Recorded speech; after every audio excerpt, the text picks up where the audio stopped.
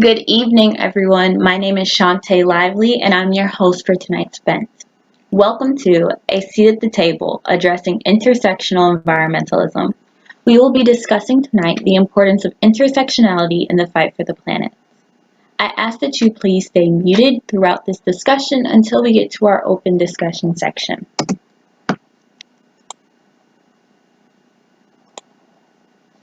This is our agenda for tonight's discussion. We will have an opening, community pact, some interactive polls, background information on our topic, and then we'll go into our panel introduction and discussion, where later we'll have an open discussion which is open to our audience. Finally, we'll end with some final remarks from our panelists and a closing. Once again, my name is Chanté Lively. I am a senior at Nova Southeastern University. I am a marine biology major with minors in Spanish and global engagement. I am a Razor's Edge Global Scholar, member of Rho Marine and Atmospheric Honor Society, and member of Alpha Mu Gamma Foreign Language Honor Society. When putting together this presentation, I felt that this quote by Shirley Chisholm was very representative of today's overall message. If they don't give you a seat at the table, bring a folding chair. It's necessary for everyone to have a seat at the table for progress to be had and for all voices to be heard. Before we get any further, it's necessary to do a community pact. This community pact of 7 requests is to make sure that we are all on the same page coming into the discussion. 1. Take lessons, leave stories. You may be uncomfortable with some of the words that are spoken today, and that is okay. 2. Make room. Leave your titles at the door. Everyone coming in today might have titles and different backgrounds. We want to leave them at the door and all come in as one people. 3. Do not speak over another person. That's why you all are going to stay muted. If you have something to say, please do raise hand function or just wait to be acknowledged. 4. Do not stay confused. Ask for clarification. Please put any questions you have in the chat and we will get to them at an appropriate time. 5. Use the raise hand function and wait to be acknowledged. 6. Listen actively and attentively. And 7. Respond to the point of view, not to the person. Now let's get into who is here today with some fun polls, some interactive polls.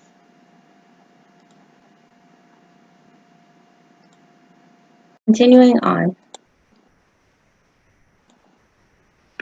So let's get down to the nitty-gritty. What is intersectional environmentalism? For today's discussion, there are 2 definitions that are important to note. So specifically intersectionality and intersectional environmentalism. Intersectionality is a term officially coined by Kimberly Crenshaw in the 1990s.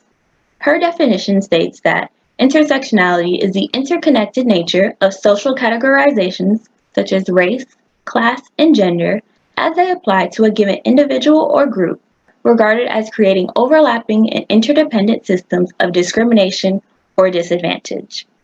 Her definition goes specifically with feminist theory. Now, on the other hand, intersectional environmentalism was coined by Leah Thompson in summer 2020. This term is an inclusive version of environmentalism that advocates for both the protection of people and the planet. It identifies the ways in which injustices happening to marginalized communities and the earth are interconnected.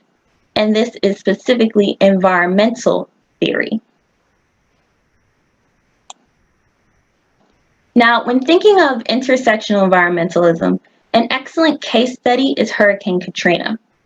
In August 2005, this Category 5 hurricane caused over 1,800 deaths and $125 billion in damage. When you look at the demographics of those most affected, people of color and those in the lower socioeconomic bracket received majority of the serious impacts of the storm. On the other hand, the upper middle class white residents who make up the vast majority of the environmental movement were fine. An interesting fact of those who were not heavily affected was that they owned a car and were able to evacuate faster. In a short summary, this case study showcases that there is a disconnect between those who are most at risk from climate-related harms and those most active in the environmental movement. And this case study of Hurricane Katrina was found in many of the different papers and research I did on this topic today. So from my research, I discovered 4 main points about intersectional environmentalism. So point 1, climate change and other environmental threats are not equal opportunists. Climate change is not an environmental special interest issue separated from other pressing social issues like poverty, racism, and war. This common misconception needs to be eradicated before it brings more harm to those most affected communities. As seen in the case study with Hurricane Katrina, factors that were present before a disaster, such as poor social conditions, are only exacerbated by the disaster's aftermath. Point 2. Point 2 supports point 1. The United Nations Sustainable Development Goals for 2030 are a worldwide call to action for various issues. One thing they clearly state is that the current sustainability challenges are about equality and social justice just as much as they are about biodiversity, ecosystems, and the environment. All of these issues need to be addressed as an indivisible whole, not separated by borders, racial divisions, or economic classes. Point 3. Who determines the picture of environmentalism? While reading, I thought of the question, why is the white middle-class male with the eco-friendly car the picture of environmentalism we are taught to emulate? I believe that those pictures are harmful as they build and reinforce social categories and assumptions.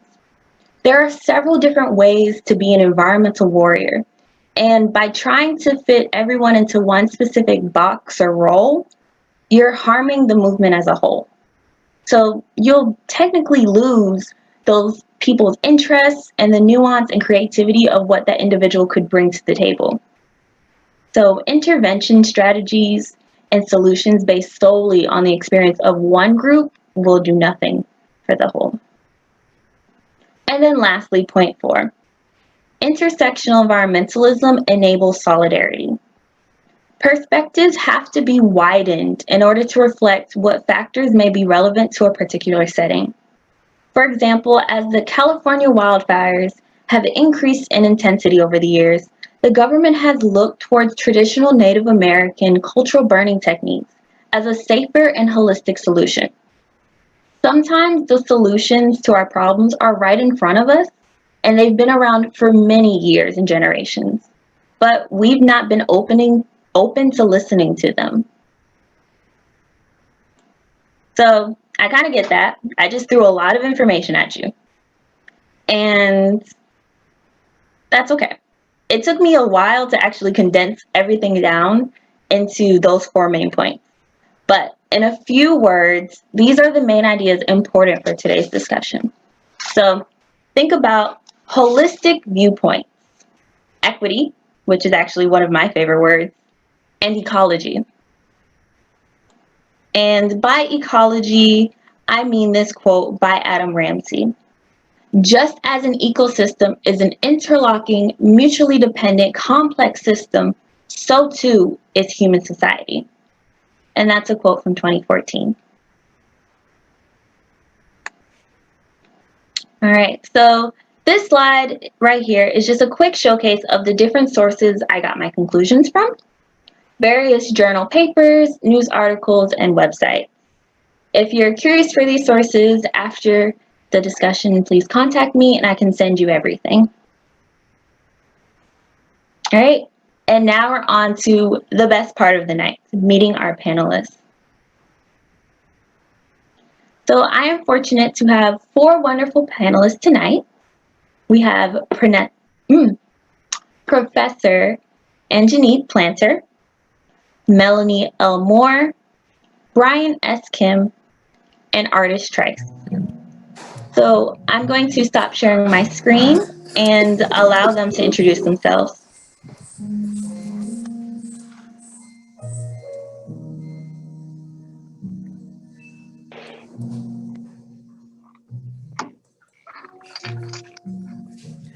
Ooh. Do I start first?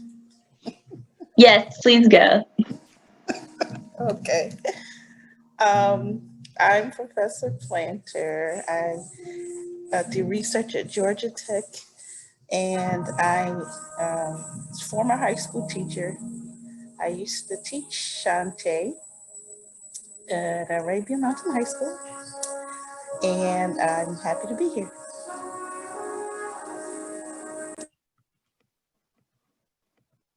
All right, thank you. It looks like Melanie is not here right now, so next on the list was Brian. Hey guys, I'm Brian. I am a marine science PhD student at the College of William and Mary, Virginia Institute of Marine Science. And my research is really cool in that it's located out of a couple of remote Arctic villages up on the north slope of Alaska. So we get to work with those communities, which is pretty awesome.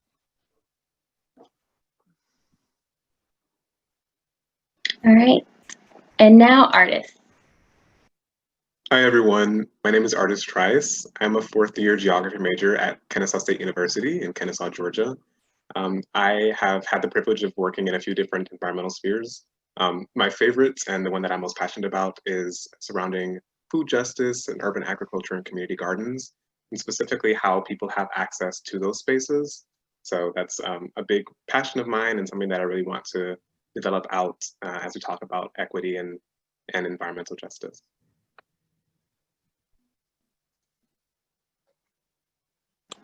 All right, thank you. So now we're going to our questions for the panelists. So I have 4 questions for them all. And so question 1 is, how do you personally define intersectional environmentalism?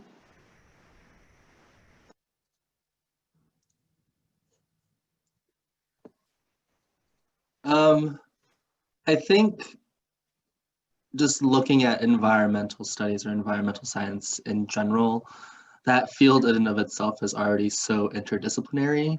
Like for example, when I'm looking at coastal systems in Virginia, like we need to have a chemist, a biologist, and a physicist, right, to like study this really intricate ecosystem. But I really think when you're looking at environmentalism in relation to people, right, we are all of us interact with an environment in one way or another.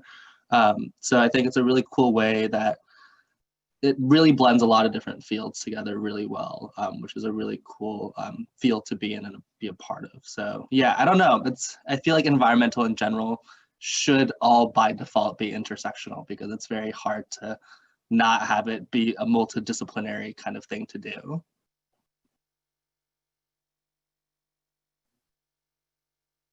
Ditto to everything that Brian just said. And another thing that I'd like to add on is that we oftentimes think of a very academic study of the environment to be the only way that we need to interpret this field. But something that a lot of environmental justice advocates are wanting to bring to the forefront is that there are different ways in which we can interpret our connection to the environment. And a big thing for me is making sure that different voices are represented in the environmental movement. So whether that's different socioeconomic backgrounds, different languages and cultures, abilities, and people with disabilities, making sure that all those different voices are present for decision making. And just to be able to make sure that we're not looking at whatever this environmental issue is as one monolith, and that there are different people that are being brought to the table to make that decision. So it's a big mix of academics and community activists, those different voices coming together to make problems, to solve those problems.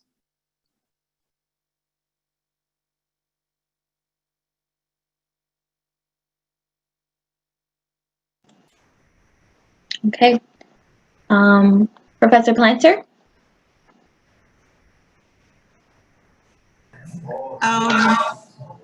I kind of define it as something that should not be intersectional. And what I mean by that is that I always call the earth Mother Earth. So it belongs to everybody. And it's not fair to treat some of the earth one way and then have the other part of the earth another way. So environmental justice should be thought about by everybody throughout the ecosystem, plants, animals, water, air, land, and we all should take care of it. Those are my thoughts. All right, thank you. I can agree with all of that. So, question 2. How does your work or experiences showcase intersectionality?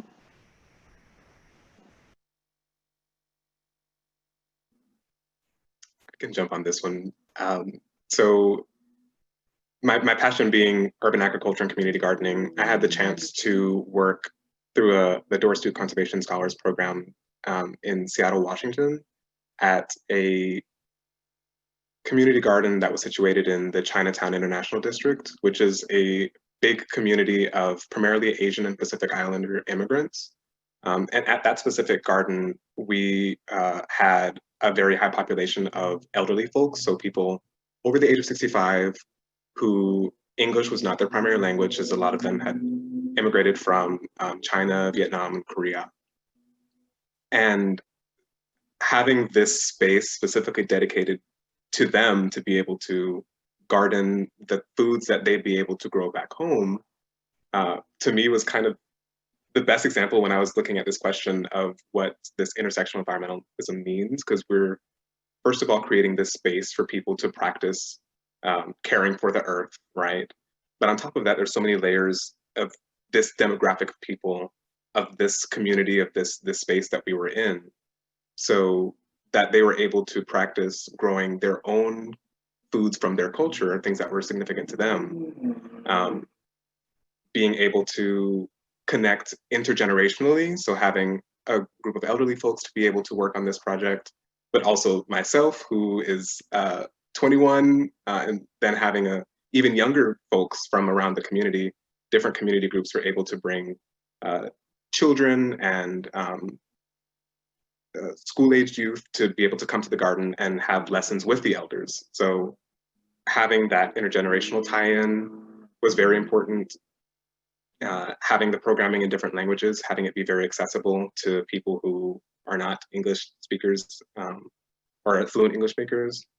So that's kind of where my background comes in, is making sure that there's a space for a cultural tie-in to environmental issues. And I think that that specific space is that all in a nutshell of having that access and making sure that everyone was represented equally. And that's also to say that this system, this community garden, there's still things that they were wanting to work on. So that delivery process was not complete. But it was definitely a great start to see that intersectional environmentalism has been working for a while, because the garden's been around for a minute. And just being a part of what it would be going into the future to see where it goes was really exciting.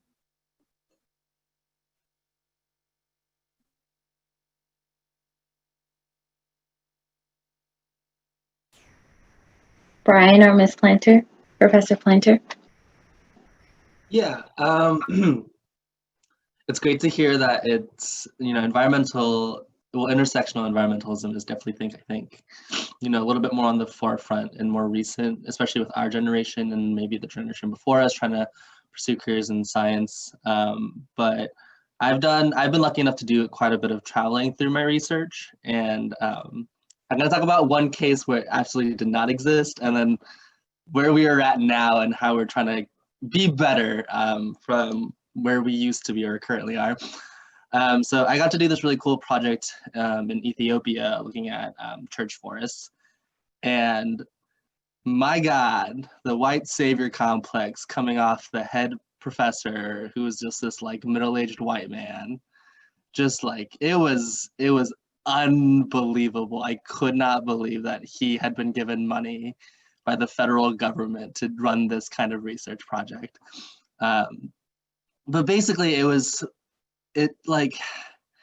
just made me so angry because he just kind of framed the entire course and experience of, oh, look at this like wonderful like science we're doing for them, for their benefit, when we're not really even engaging in the community. We don't actually even know if they want us there, or like we're not engaging with them at all. So it's just kind of that kind of experience like kind of really frustrated me and kind of like opened my eyes as to like, wow, this kind of level of like superiority complex still thriving in science and academia, which is really unfortunate. Thankfully, the project that I'm working on, a lot of them are aware of the lack. So Arctic science has a really terrible history. I mean, obviously, a lot of the Arctic communities are Native Alaskan people, so obviously there's the whole, you know, pushing of people away and massacring people. But there's also been a very long history of science by the military up in the north coast of Alaska. So a lot of times, federal troops would like come in, basically like build these massive labs and like, you know, kind of destroy the land, get the data that they wanted for whatever submarine related research that they were doing. And then they would just like vacate the place and basically like leave all of their stuff behind. And thankfully now we've benefited from all of that, but we are trying to, you know, make amends of the things that we did. And yeah, I think one of the things or phrases that I learned is that, especially particularly in Arctic science, it's usually never a scientist's job to find new information. It's more to provide values for information that the locals already know. Like the locals know more about how the whales are migrating. They know more about where the caribou are brooding. They know more about how the sea ice is forming or how it's been changing over the past several decades. They know way more than we do. They live there. They've been there for decades. So I think that was a really cool message that I kind of took away from one of the discussions that we had, is that all this information's out there in their brains. We're just quantifying it into actual numbers and putting it into text formation, which I think is kind of something really important to think about when we do research up there. That's amazing, Brian. I really like that last part. So we just had Melania Moore join us. She's one of my other panelists. I would love for her to introduce herself, and then we'll catch her up on those two questions we just started on.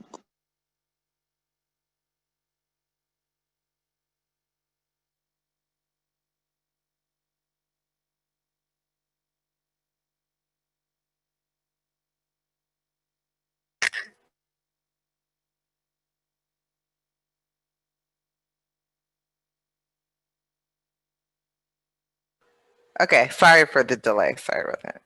I'm having a Murphy's Law kind of day, but I still made it and fought through and pushed through on my adversity. My name is Melanie Moore. I have been working in the environmental sector about 20 years now. I love the topic of intersectionality. I've worked in almost every aspect of the environmental field. So I started out doing marine and environmental science, and then I switched and I came back home to Chicago, where I'm from. So, okay, and shifted over from the marine science over to the environmental sector and did education. I worked in advocacy. I worked as a field director. I worked as a scientist, adjunct professor, and now I'm doing philanthropy. So, but I've worked in almost every sector of the environmental field. You probably have seen my bio. What else do you need to know? I'm gonna let you guide me, Chanté. That was great. No, that was great. So the questions we had just asked were, how do you personally define intersectional environmentalism? And then how does your work or experiences showcase intersectionality? So, I mean, of course, we could always just like pull up the Webster version of intersectionality, or showing like interconnections and overlapping. So for me, I'm Black and a woman, cisgender, and so it's like you have all these things that intersect to create the Melanie experience.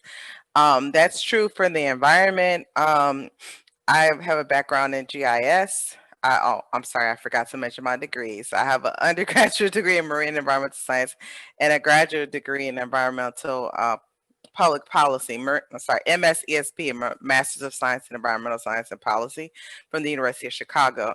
So a lot of the work that I have done, it overlaps. And so a lot of the work is interdisciplinary, but you're in the science department, you're working with other people, you have to take chemistry, you have to take biology, you have to take all of these courses that are housed in the School of Science, but they're right next to each other, but they're slightly different and you're using different skill sets, but there's like overlap with them. And so what you learn in bio will be helpful in chemistry. What you learn in chemistry will help you in another piece of the work that you're doing. So you pull that through to the work that I do now. Philanthropy, I've done a lot of work supporting environmental justice organizations and environmental justice issues. Hazel Johnson is from Chicago. She's like considered the mother of environmental justice. And so, voices in the community have always been historically disenfranchised, no matter where you are. If you're a person of color, you're not considered credible when you come to the table. When you raise your voice, when you ask questions, it's assumed like, what are you asking questions for? Like, get out of here. But then if you just throw in random white person from Iowa, they ask a question, they're going to get an answer probably, or they may not get a question, but it's just this thing where, as historically people of color are, not considered credible when they come to the table, or they're considered less than. And so the long way to answer this question, which is like super hella long. so intersectionality for me is where things overlap. And so in the work that I do in philanthropy, like one intersection I'm dealing with is I do water work. So I work for the Mott Foundation, and my department is in the environment team. And right now I deal with addressing freshwater challenges. But right now I'm looking at the intersection of how climate impacts the work that I deal with around addressing freshwater challenges. And so a lot of the work I deal with is aquatic invasive species like Asian carp. And so how is climate change exacerbating what's going on in the Great Lakes? Another thing that's climate is exacerbated is harmful algal blooms. Is basically a whole bunch of algae. Y'all know, most of y'all have a science background. So, but algal blooms, just like out of control clumps of algae that get to the point where they are harmful and toxic, and they can cause die-offs, and it's not safe for humans to consume, because obviously in a glass of water you'll have microorganisms, but when they get to the point where they multiply to a point, it's unhealthy and it can cause death or major health problems, is what we're seeing in the Great Lakes and around the world. So I hope that helped. I'm sure someone already said something more poignant. I'm assuming Brian might have been the person and the other panelists, but that's what I consider intersectionality. So you're looking at multiple points where things kind of overlap.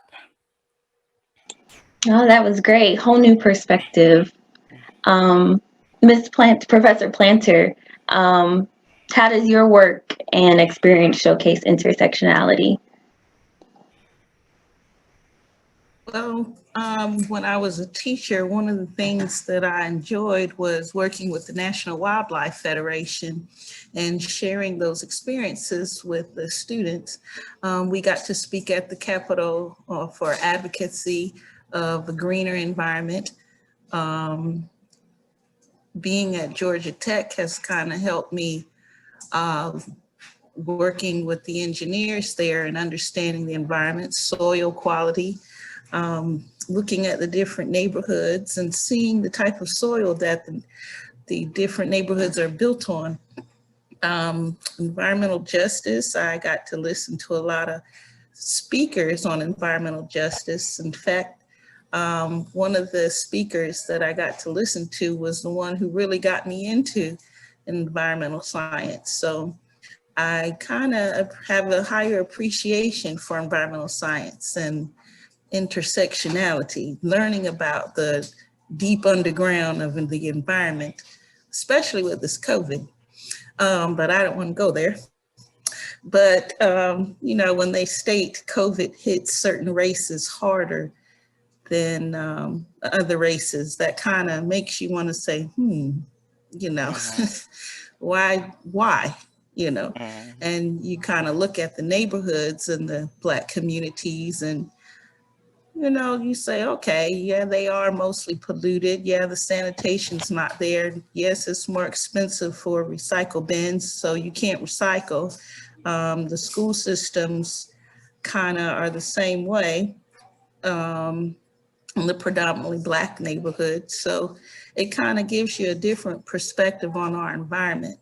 But again, I have a higher appreciation to study it and to get involved with it, because if I have the knowledge, then I can share that knowledge with other people. And gaining knowledge about the environment and how to take care of it, and, you know, the who's and the what's of the environment is what is really interesting to me now. So it's good to see that people are still talking about intersectional environmentalism, because it's a topic that needs to be spoken of. I know when they were talking about how in Detroit, the water was polluted, you know, that's nothing new. You know, then people all of a sudden started saying, well, send water there, send water there. No, if you'd had water quality testing at first, you would probably not have this problem. But of course, you wanted big business to go there first, and you wanted industry to go there, because why? That's what makes money. There's no money in the environment. So sometimes you kind of have to just kind of think about what's more important, breathing clean air or, you know, not breathing clean air. So yeah, but that my work experience has really helped me to understand the environment and what's going on with it, you know. But yeah, that's where I come from. That was amazing. I want to breathe clean air. I say there shouldn't be any big business working with our environment. We all need to work together for it. So you all might have already kind of answered this question, but it is one of my questions. So why is it relevant and necessary to address a more nuanced view on environmental science? Any new things to add to what you've previously said? Well, I don't think I answer that question, but I can start. Well, the thing is, this is my personal opinion. I'm not speaking on behalf of my organization. This is Melanie, the individual. But and within the environmental sector, I feel like we've done. It kind of floors me how there's been all these published reports about how biodiversity within ecosystems is great. But then you talk about like diversity within like racial diversity, then it's like, oh no, we don't need that. But you can be sitting right next to 600 pages about biodiversity, but you won't take that same concept and put it into the work that you do and how you think. You don't apply it to research, you don't apply it to how you engage communities. And so it just really floors me. And so we've pretty much, in my opinion, for the last 100 years have had groupthink, you know, white male group think, and it hasn't worked. We've done it. Now within the scientific method, we've made advances. There have been great discoveries. We got to the moon because of sisters, right? You saw Hidden Figures, but it's just like, and so when you do things like bring in a Katherine Johnson, you get to the moon. And so, you know, NASA saw the value in having people of color there. We have to have that penetration throughout the sector. And historically, the environmental sector has been behind all the other sectors as far as penetration of people of color. And it's because of racism. We don't want to say that, but it's because of racism, you know? And so See, I done forgot the darn question. But anyway, that's just something that popped into mind, that we have to try new ways of doing things. And like Brian said, the indigenous knowledge is there. You're dealing with indigenous knowledge goes back so many years. They've been dealing with the earth the longest. They know how systems work.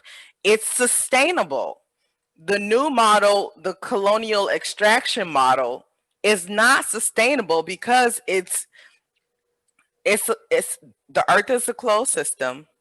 And so everything that you do has a counteractive measure that goes along with it. We all learned that in school. So you're just going against what you've already learned and discovered.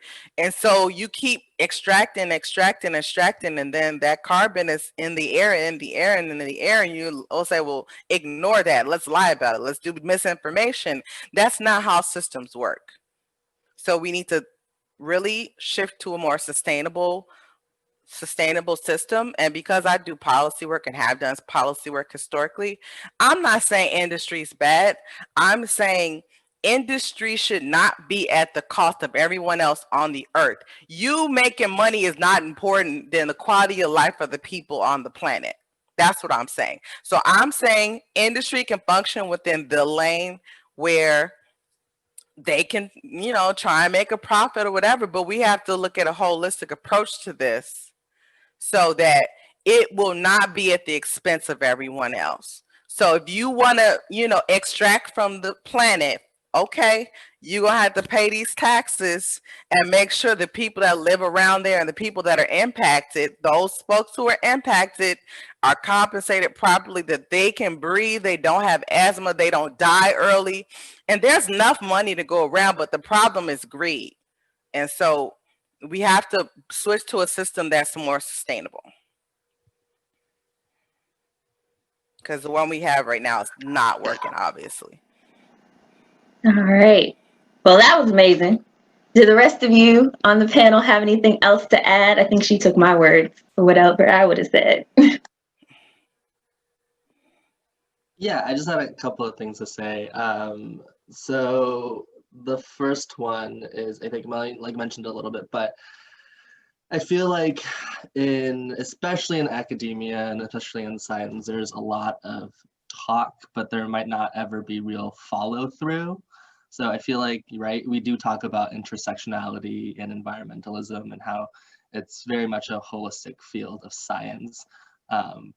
But, unfortunately, I would say the vast majority of researchers on this planet are not focused as much on the holistic aspect of it than they are simply on the data itself, which is really, really unfortunate. And one of the ways this kind of comes out is, so NSF put out the Navigating the New Arctic, which was part of like a big package of funding that happened back in 2017. And they highly encouraged the scientists who are involved in those grants to basically have a contact person with somebody in their remote Arctic villages that they work in, just so that, right, we're taking baby steps. Like, I'm thankful that the NSF is requiring that they have some contact with people in these remote areas before they fly in and decide to do all of this work. But I've talked to Corey, who's one of the science liaisons for Utqiagvik, which is one of the towns we work in. So he tries to kind of engage the people in science and be like, see, they're not all bad white people. They can be beneficial, helpful white people. And he said the most frustrating thing is you'll have some teams that contact you 9 months ahead of time, and they really want you to be involved in the development of the project and how it's going to work and function. And then you have the majority of the people that'll email you a week before the deadline being like, hey, we need a contact person in the village. Can you do it? And right, so it's nice that in a way that they are facilitating and kind of requiring this communication, but the reality of it is that the vast majority of people aren't actually using that avenue for the way it's meant to be, right? It's supposed to be more nuanced and take a longer time to develop a connection, but it's now, to a certain extent, almost kind of turning into a sticker of hey, look, we have a native person who's part of our project, checkbox, yay, we're part of more competitive now, which right kind of defeats the entire purpose. So I can definitely see how it does need to be a little bit more nuanced. And the other thing I kind of wanted to talk about is, do you guys know what ANWR is? It's the Arctic National Wildlife Refuge. It's the largest national refuge in the United States. Obama started it, I think, in the mid-2010s. And right, I think at that time I was I think I was just starting off undergrad, and everybody thought it was great, right? We're preserving this massive patch of land, like we're gonna monitor it so that it doesn't get developed, blah, blah, blah, blah. And that's the viewpoint that I had. But then once I entered the community that's located within ANWR, I got like a completely different side of the story. So the first thing that some natives were mad about was they felt like ANWR was another federal government land grab, because it did overwrite where their land was. So suddenly the federal government's like, okay, well, all of this land is protected now. And these people who have been hunting on these lands for like as long as time, like they're like, okay, well, that didn't benefit anybody, especially us who are the most affected. And then the second thing I learned was the big thing that's happening right now is the Trump administration is leasing some land within ANWR for Arctic drilling, which is a big point of contention. And obviously I do not want to support like Arctic drilling. There's many reasons that I don't want to support Arctic drilling. But then you find out the amount of financial influence oil companies have in Alaska. So oil constitutes approximately like 75% of Alaska's state budget. They produce a massive amount of income for the state. If you go to any Arctic village, if you see a community center or a school, that's all been built by Big Oil as donations. If you see, a lot of those communities now have running toilets, they have very well heated homes. Those are all things afforded because Arctic drilling is a thing in those communities. So then it's really difficult as someone who studies these fragile Arctic ecosystems to then, I can't be the one to tell them to not drill, because I'm not the one that's gonna have my fundamental pleasures and benefits taken away from me. Like I'll still get consistent heating. I'll still be able to get food the way I need to. So it's definitely not as straightforward as it oftentimes can seem. It can be quite a gray area, and it is much more nuanced to really understand all of the stakeholders and the different components of the communities that you're working within.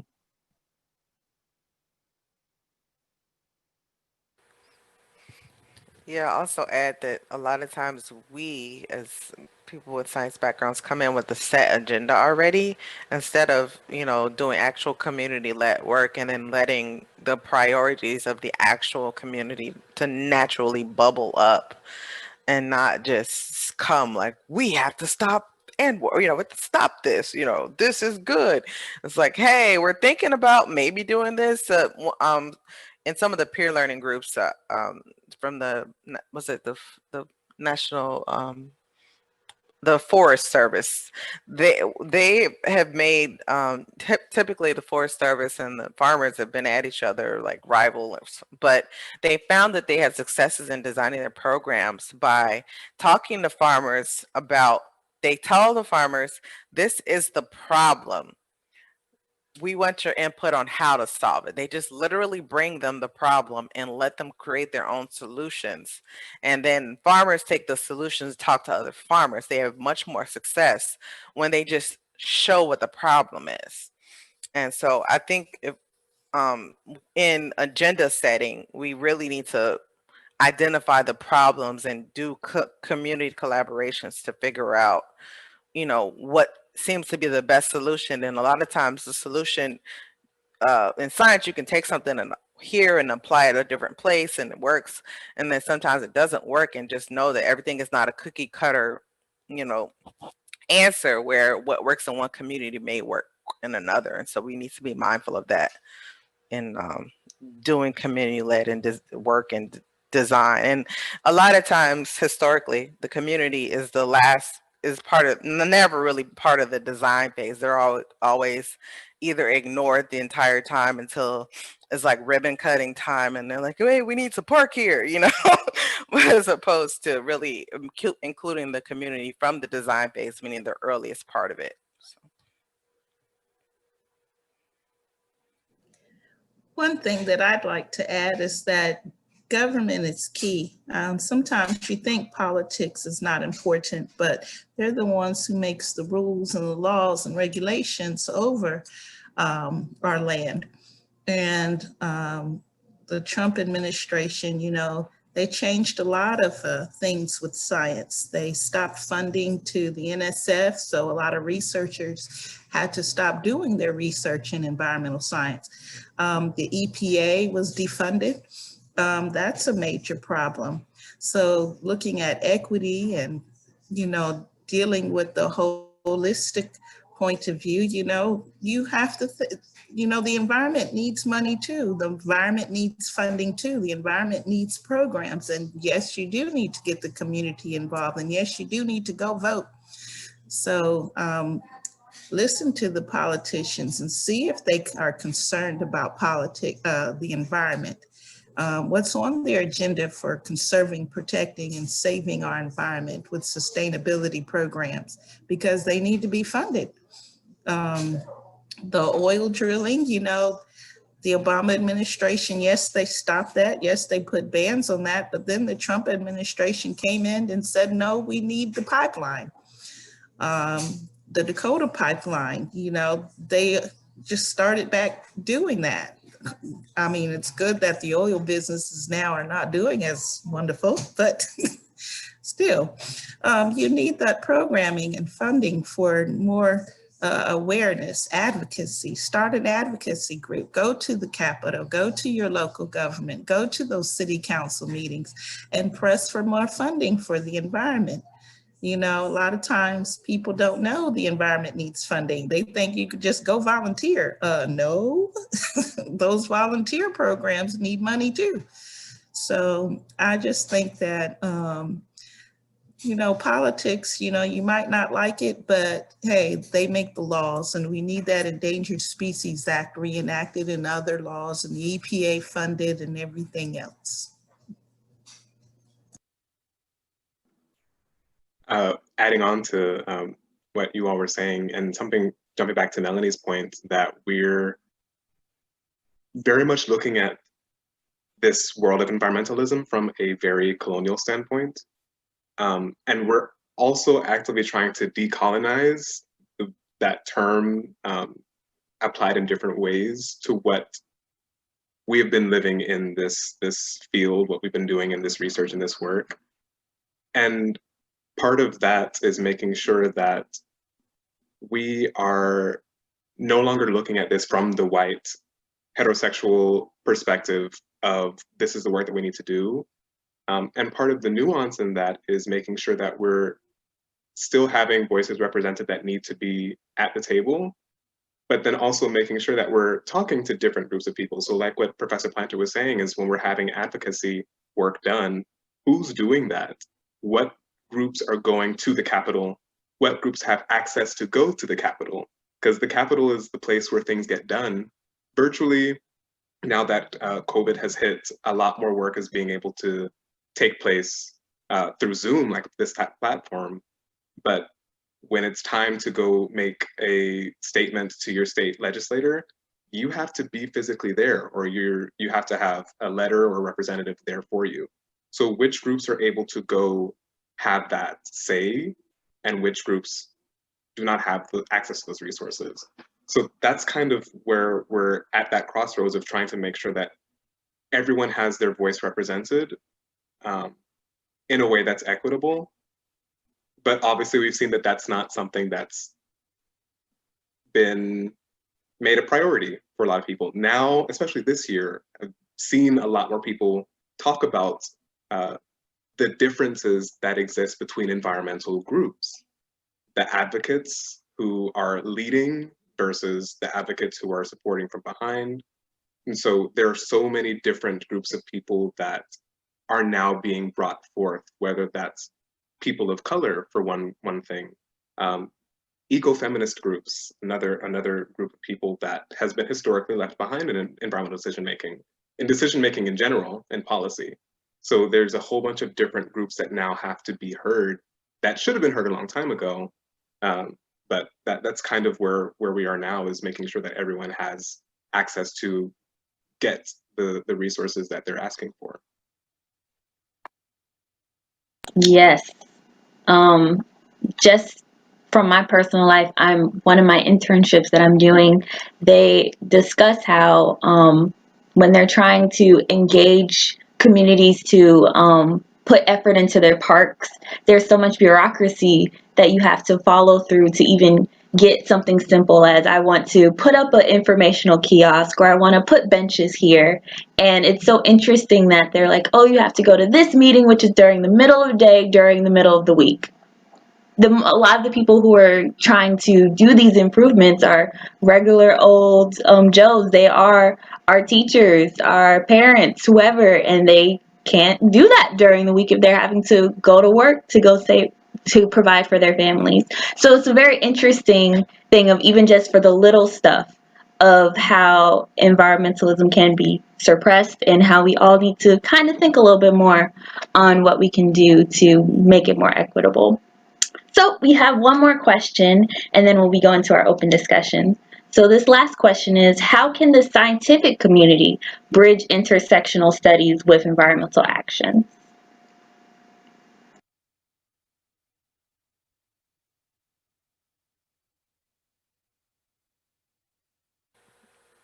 You're muted. I said woo. Oh, okay.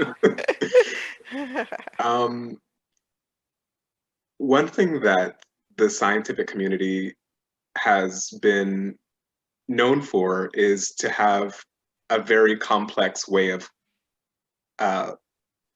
expressing ideas, right? So a lot of the things, when we talk about accessibility in the terms of making sure that things are available to people who have disabilities or people who have few resources to get things otherwise, we also have to think of accessibility in the terms of how things are conveyed and the way in which we're able to receive that information. So things that the scientific community can do to make sure that everyone has access to understanding these climate change terminologies and all of the issues in which we're talking about tonight is kind of what Brian was talking about earlier. When you have someone working in a community, making sure that you have people on that team that are representative of that group to be able to communicate, to say things in the way that this community needs to hear it and deserves to hear it, making sure that the language is understandable. A lot of academic jargon in general is we want to sound educational. We want to sound like we've done our research, and it's good to have that message presented to that specific audience who needs to hear it, the group of scientists, the group of politicians, what have you. But when we're talking about why there is lead in water or why there is these complex issues that are going on in specific communities and folks don't have that background or knowledge to be able to advocate and have that conversation at the scientific level, that doesn't mean that they're not deserving of having that conversation, but we also have to make sure that we're using language that's inclusive to them. So it's a little bit of a balancing act to make sure that folks have access to these documents and this research, but also making sure that people can understand it, being able to communicate and express yourself scientifically, but also to folks that don't have that background, because at the end of the day, this still affects them. So the biggest thing is scientific communication has to be accessible to all folks, whether they have the science background or not. Youths, older people, that communication of climatic issues, environmental issues has to be something that's thought about in a very different way to make sure that people can enact the change that they need to do in their own way. Yeah, I'll even piggyback off what you're saying. I dealt with climate work, and of course, like, stuff is done on Celsius scale. So they're like, oh my God, this is a big deal. 1.5 degrees Celsius versus 2 degrees. And it's like, oh my God, it's terrible. And I'm like, okay. But for the average person, I can't tell when it's, even though it's on the, the Fahrenheit scale, when it's 76 degrees versus 76.5, how can I even tell and detect that half a degree difference? And how are you quantifying that difference in a way that's not just numerical? So it means the difference between the climate, or the, you know, the average climate of Illinois having basically effectively being turned into what is experienced in Texas. And so it's just like 1.5, are you seriously like pushing 1.5 degrees versus 2 degrees Celsius to the community? That it's a point. Like, come on, can like, how is this the standard? And then why are you mad because people are moving with urgency when your publication has 1.5 versus 2 degrees Celsius as a standard? Nobody you know Celsius outside the people who do science. And I'm just like, can you just standardize it to really capture the urgency of why this is bad? Because 1.5 versus 2, and I'll fight whoever, I don't care. And you know, they tried to comfort, I don't care. 1.5 degrees Celsius versus 2 to the average person that does not have a scientific background means absolutely nothing. So you have to put it in terms that people can relate to. You know, what is that going to mean for you? Meaning your electric bill is going to be higher. You know, you're going to have to move because your property is going to be underwater, or where you live, because we don't even own stuff half the time, because what where you live is going to be underwater, you know. And you know, your grandma's house is going to be gone. Everybody, the whole church community is going to be gone. You have to really relate it to what people understand, and refusing to see people where they are and make them valid enough to try and change the messaging to customize it to what the values are of a particular community is a shortfall, in my opinion.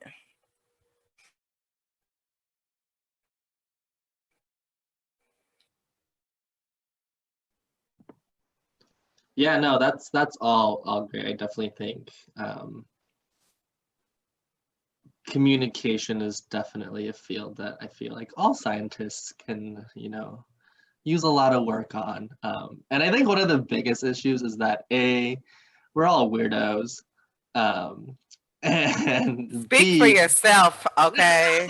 I know I'm weird. It's okay. No, I'm a nerd, but I don't know if I'm weird. I might be a little weird. And I feel like a lot of people in science tend to surround themselves with other people in science. So oftentimes you can get kind of trapped into this little inner bubble, and you're just weird with your other scientist friends and not really aware of how the general public might, you know, try to understand research that you're doing or data that's coming out actively.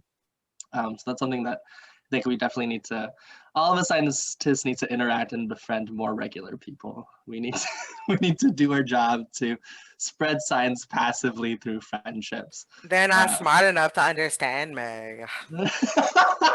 Well, then we're not doing a good enough job.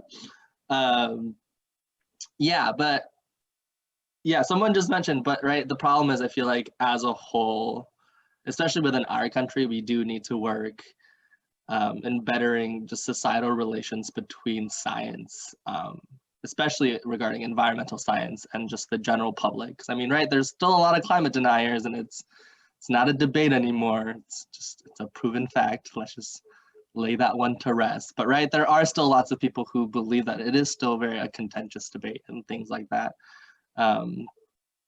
Yeah, so I guess we also do need to focus just on general education and communication in that aspect.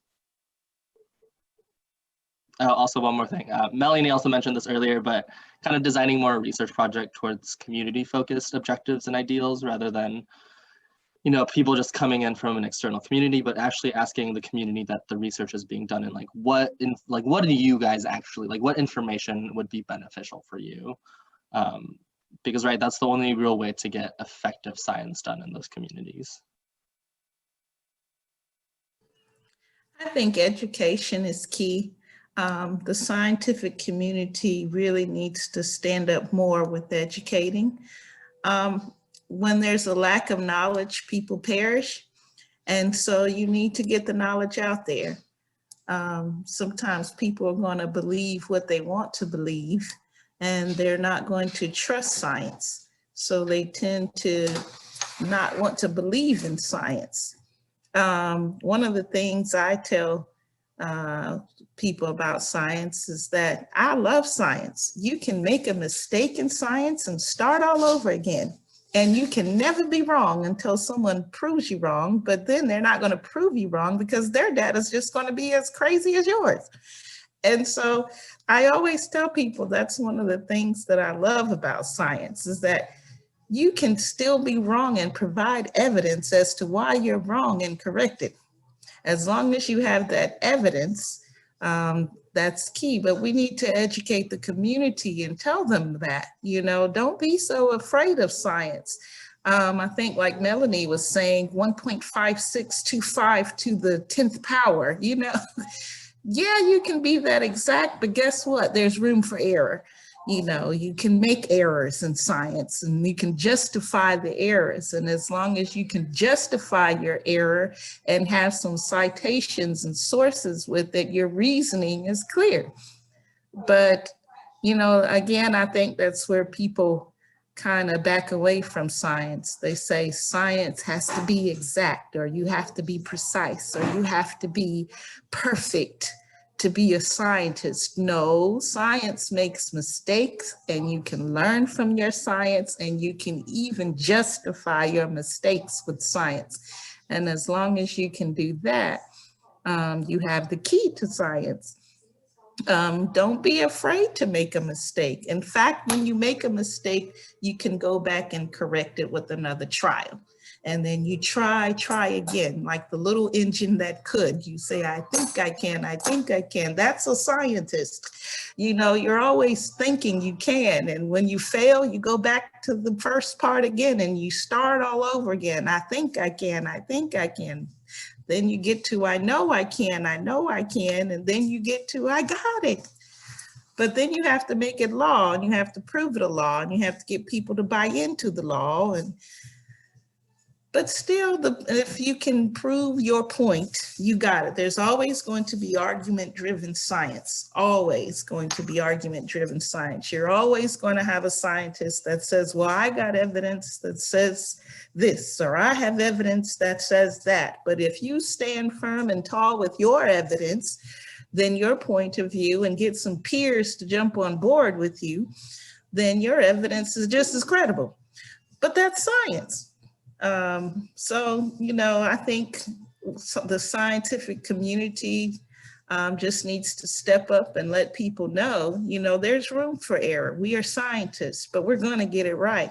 And again, I go back to this COVID situation. All the data in the world is out there, but hey, you got to get people to believe it.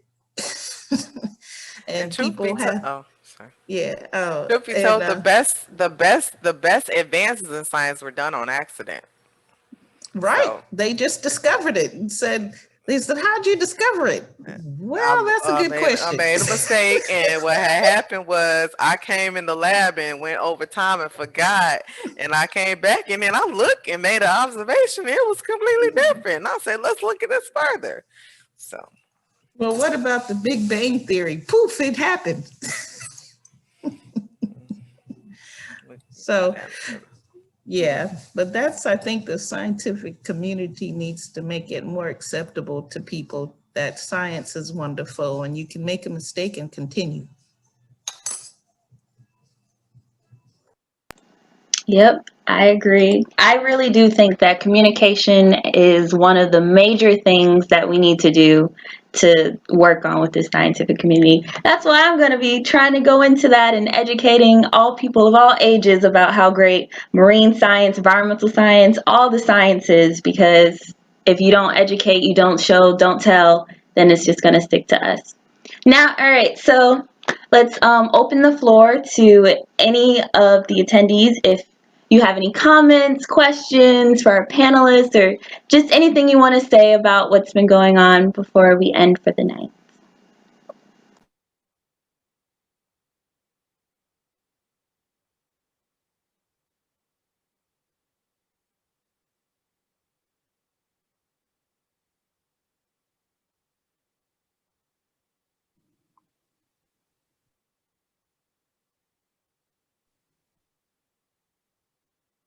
There's also the chat if you're nervous.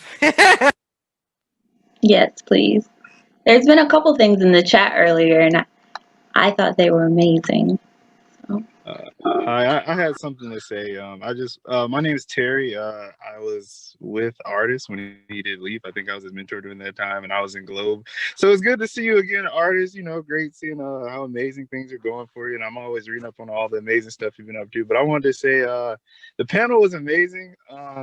When I came in, I had a little bit of understanding of what intersectionality, what it was with environment, as far as the environment was concerned. But after listening to Ms. Moore and Artists and everybody here, I was like, wow, there was just much more to it that I wasn't even thinking about. So thank you, one, for having this conversation, and two, allowing me to open my eyes about some things that I wasn't even thinking about. Like one of the questions, or something that somebody posed, it was like, why is COVID affecting our African-American communities a bit more? And that wasn't something I was really thinking about, but it just ties back into how come African-Americans are disproportionately affected by environmental problems. So thank you for that. Like I said, this is really amazing, and it was great listening to everybody. And I think, again, Ms. Moore, you got me fired up to go do something. I don't know what I want to do yet, but you Do it. We need your mind.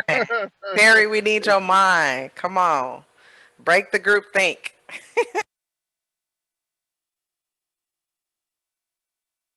We have a long question in the chat. So Anna Garcia said that conservation. Conservation is traditionally about science and non-human ecosystems. How do we evolve conservation, environmentalism, and science to be about people, where traditional environmentalists understand the need to do that generally and to include and center BIPOC voices in particular? BIPOC. I call it BIPOC. BIPOC. There we go. I was like, I know how to say it, but it's not coming to me at the moment. Okay. Protest is what I say. Go out there, get a good protest started. You know, there used to be Save the Earth protests. Those stopped. I haven't seen a good Save the Earth protest in a long time. There used to be, there used to be you hear a little bit about Save the Sea Turtles, you know, create awareness about saving the earth. That's what I miss. When I was growing up, you could just step outside and see red, green, blue, and brown colors everywhere. And then the earth was on people's t-shirts. And then it used to be a good big push for conservation efforts and environmentalism, but now it's kind of stopped. Now we're in a bubble. Now we have a virus out. And the only thing I can say is to start a good protest and do politics. Adding on to what Professor Planter's, adding on to what Professor Planter was saying, advocating for folks, especially like in this space right now, we've created a space for BIPOC voices to be heard in our relationship to the environment and our work. And in a lot of our different sectors, I saw that a lot of us are students, we can make sure that we're bringing voices from traditionally unrepresented backgrounds to the forefront of our work. So I know in geography, we just had a meeting for the Southeast Division of the American Association of Geographers. We have specialty subgroups. So whether that's traditional ecological knowledge and indigenous geographers, Black geographers, feminist geographers, making sure that we have these spaces that are specifically held for folks to be able to come and advocate, but then also not making sure that that knowledge stays in that space and that we're able to amplify those voices that are doing that work. And also something else that I want to add on is that environmental systems are in some way very people-centric, but I also want to bring in the idea of species justice when we're talking about environmental justice as well, and that we're making a lot of environmental issues about the impact that it has on people, which is important because we're going to see the effects of it. But also, if we're solely advocating for our species survival, some other species may get left off by the wayside. So I would challenge it to instead be people-centric, to be system-centric. So all of the organisms that are surviving in that system, in that space, and all those systems are also interconnected as well. So to make this system centric, but also bringing in the voices of the indigenous folks that are in that community, the different ways in which they intersect with that land and interact with it. So making that whole system something that's very holistic, but making sure that their voices are brought to the forefront of that conversation.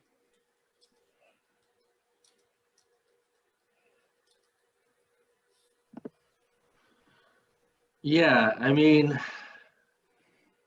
it's a difficult question, right? Without a single real answer. I feel like, especially in the kind of research that I do, unfortunately, like we said, right, it's about telling a enticing or intriguing story. You need to be able to convince NSF or the federal government of saying, my research deserves to be funded. And especially when you work in like an environment like the Arctic, that's, you know, regularly on national news, and you think of polar bears, you know, it's really easy to get people to engage in that kind of imagery. Even though I study like nitrogen and carbon, it's not even a visible, tangible thing. It's just in the water. But I'm like, yeah, polar bears. Now I have your attention.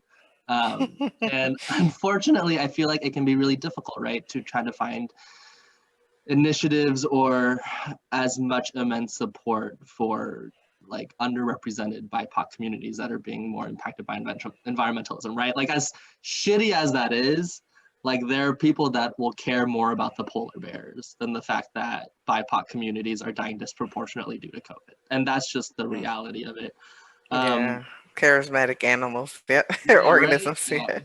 You're Two like people. Like, insects. what are those things? Unless you're in my commute in the meetings where you said 10, you're like, have you hugged the monarch today? Because it's like all they cared about were monarch butterflies. Like people, you're like, no, we don't care if you die. We about the monarchs. Exactly, right? Yeah, so it is difficult to kind of try to find avenues for that. I think a really awesome way to get BIPOC into the environmental field is to start young. I think it's really important to engage that community when they're younger, because realistically, you're losing a lot of people who are might potentially end up in STEM in K through 12. Usually between the ages of 4th and 6th grade is when a lot of those students tend to either lose interest because there's not representation of people like them, or they're told that science is not meant for them. Like whether it's direct or indirect, and that's usually the age when people start getting turned away from science. So I think it's really important, especially people who are currently part of the BIPOC community in the science field, to engage with K through 12. I do a lot of K through 12 outreach, and I absolutely love it. I remember last year I was teaching a group of 5th graders, and it was National Women in Science Day.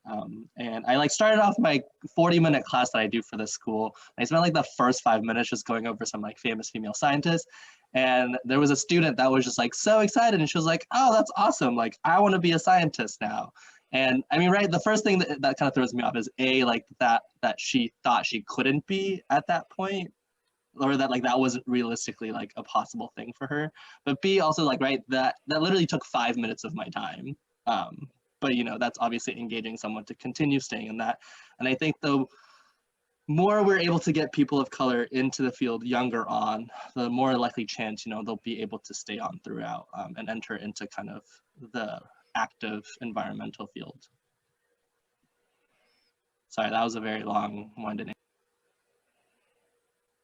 It was a great answer. We have at least one more question before we start kind of ending up. Bryn put that, said, thank you, panelists. It's important to incorporate voices that are representative of our community.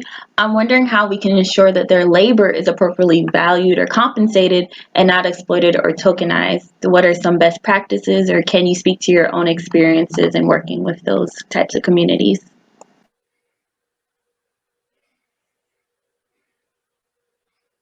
Yeah, folks love a good token. I mean, all throughout I'm 40. I don't look like it, but when all throughout like youth group age, high school, I got so many opportunities just because I was the only Black girl that was paying attention to stuff in the Episcopal Church, and they just were like, once I did one thing, all these opportunities came to me, not because there weren't other Black girls who were Episcopalian, but because they did their work and got their one. And so I was on the National Council planning all kinds of stuff. And it's just like, you know, and even after I left the Episcopal Church, they were still trying to get me to do work. And I'm like, I'm not Episcopalian. Like, and so you have to, now it's less common having more than one, like even like The View, where you're like, two of the commentators are Black women. Having more than just one person available is important to deterrent against tokenism. And then just speaking up and saying, hey, no, you know, turn people down. And it's like, no, you need to, and this is where the power comes in too. If you are a white male, refuse to speak on a panel where there aren't women, where there aren't people of color, that's where the power dynamic will change, because you can provide opportunities to have our community, BIPOC communities there, by creating a space for it that would never have been provided otherwise, because you refuse to do a panel. I call it manel, an all male panel, a panel of men. You know, it's like, we've heard this all. So it's like, you know, so, and people, as you shape panels, you should be thinking about the platforms, you know, having that different voices in different spaces. Now you can really just call it out and be like, yeah, no, so we're not going to do tokenism. Or you just have to say, yeah, no, we need to write a grant so that we can get more funding to make sure that it's not just this one person.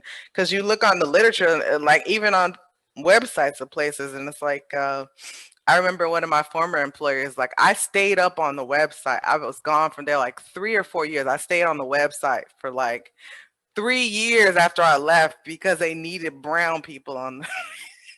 And I'm like, can y'all, I had to email them. Can you please take my picture down? I do not work there. Please take me off the website. You need to do some more outreach to find some other people of color to put on there, but please take my image down. So. I think one thing that can be done is to just advocate for yourself and do a lot of research yourself on finding the funding and make sure you stand up for what you're worth. I know me as a female, you know, Black researcher working at Georgia Tech, sometimes I'm like, is any other Black female to come on?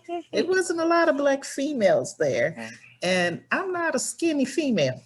So it wasn't a lot of me there. And, you know, when I brought my students there, Artist and Chanté were there with me, you know, it was kind of like we were the only Black ones there. So, but I stood up for myself and I said, this is what I would like to get paid. This is what I would like to receive. And I stood my ground and I said, this is what I'm worth. So I think the BIPOC community has to stand up for themselves. And it is sad that we sometimes have to prove ourselves a little bit more, that we have the knowledge and the education and the keys to the money. But, you know, if you stand up for yourself and let people know this is what I'm worth, I'm sure they will give it to you, because if they want you, they're going to get you. But that's one of the things that I would suggest, you know, being a Black African-American female in science, you know, I often have to prove myself and I often have to express who I am to myself. In other words, I have to shout a little bit louder than the others. But when it comes to money and contracts, I make sure it's straight before I sign. Yeah. Also, networks are really important. I want to put in a plug for 2 types of organizations. HBCUs. I'm an alum of Hampton University. HBCUs do a really good job of educating people of color in the sciences. And so having that network of first of all, to be educated in your race is not a factor, because everybody there is a person of color.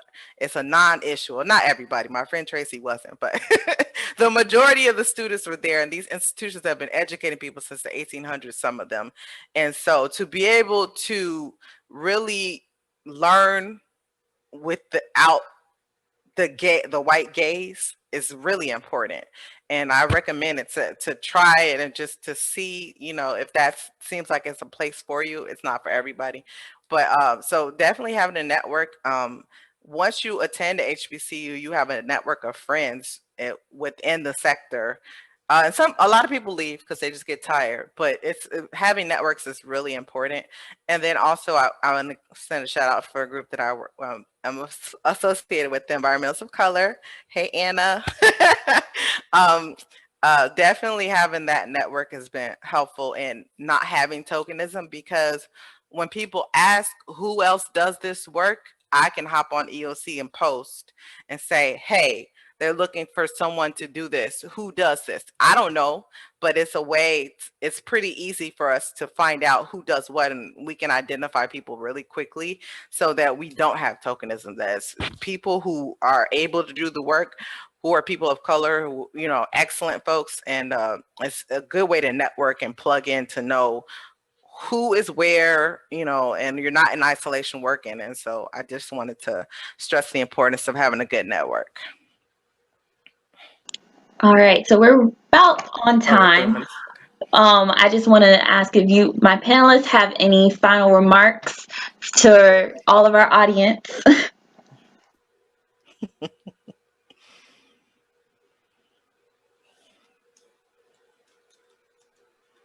I can go ahead and share my last 2 cents. Also addressing the question that was just raised of making sure that your labor is valued. This is hard work.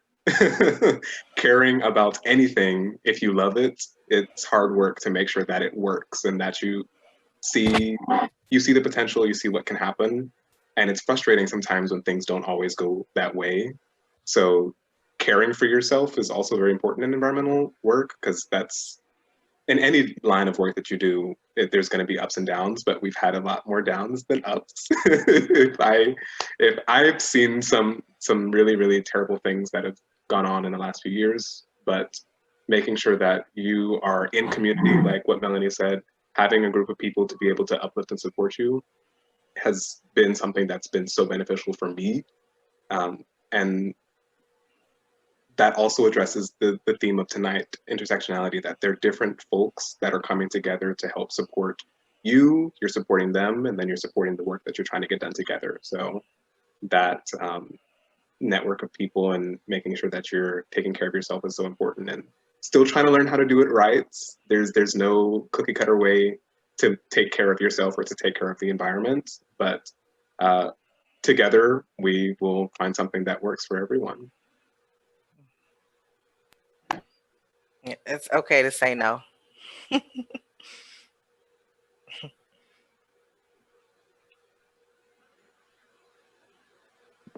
Yeah, some final words. There may not be a lot of us, but the BIPOC community is part of environmental science, and we're definitely growing, which is awesome. So do like all of the crazy religious people and shove science down everyone's throats. Just spread science everywhere, even if just to a stranger on the street. Just tell them about some basic science concepts and environmentalism. You know, you never know, they're gonna learn something that day. So yeah, just keep spreading the message of science and conservation. And you know, it's really hard to have an optimistic outlook in our field, but right, we gotta hope for the better future.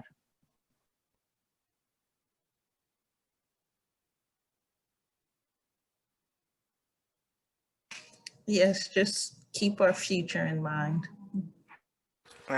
They need us to get where we all need to be. We're literally saving the planet. So just know that it's within us, and we just got to rock it out. And you know, boundaries and what people try and tell you can't do, please disregard that mess. You set your standard. Don't let anyone tell you what you cannot do. Do what you got to do, and just like I do, watch me work. Watch me. So, you know, folks get all depressed and down. Oh my goodness, it's terrible. It's like, no, we need COVID to really show us what's really going on. So, you know, and this darkest at midnight, you know, that's the darkest time. So just know that we're gonna be headed towards the light, and we will get there. We just gotta shine extra hard, push a few people out the way, but just get there. I'm sorry, invite a few people to sit down. All right, so let me show you guys my closing statement. So, from food deserts to communities impacted negatively by fracking, coal mining, or other environmental hazards, it's going to take some intersectional action to ensure a greener and cleaner future for everyone. So, most importantly of all, if we want humanity to save this planet, we got to end some systems which divide us. So, together we can make a change, and you guys have started making that change by one, all being here and learning about intersectional environmentalism if you didn't know so before, or just bring your knowledge to this table. So I want to officially thank you all for coming to this event, this brainchild of mine. I want to thank my 4 panelists for agreeing to be a part of my panel. I did not personally know all 4 of them beforehand, but they came to me and was able to do this for me, and I'm so grateful. And Thank well, you, Chanté. thank you so much. And then lastly, on this screen, I have a couple different links to a couple more information. So if you want to know about intersectional environmentalism, the Leah Thompson who coined the term, she has a website. And so that's Intersectional Environmentalist. And that is her and her foundation or her group. And that is their website on more information on that theme. If you want to know about Sustainable Development Goals, which is from the United Nations, they have their own website on sdgactioncampaign.org.